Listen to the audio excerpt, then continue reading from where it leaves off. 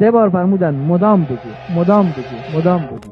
حضرت امام محمد باقر سلام الله علیه فرمودن که شخصی آمد نزد رسول خدا صلی الله علیه و آله و سلم و گلایه کرد از 3 مشکل: 1 حدیث نفس و وسوسه، 2 بدهی و قرض کمرشکن، 3 مریضی مدام پشت سر هم. حضرت فرمودن بگو توکلت علی الحی الذی لا یموت والحمد لله الذی لم یتخذ صاحبة ولا ولدا ولم یکن له شریک فی الملک ولم یکن له ولی من الذل و کبره تکبیرا. حضرت فرمودن این رو مدام بگو. 3 بار فرمودن مدام بگو، مدام بگو، مدام بگو. میگه بعد از مدتی اون شخص آمد خدمت پیغمبر، فرمود آقا هر 3 موضوع من حل شد. اون وسوسه های فکریم حل شد، قرض و بدهیام ادا شد، مریضی هم رخت بر بست.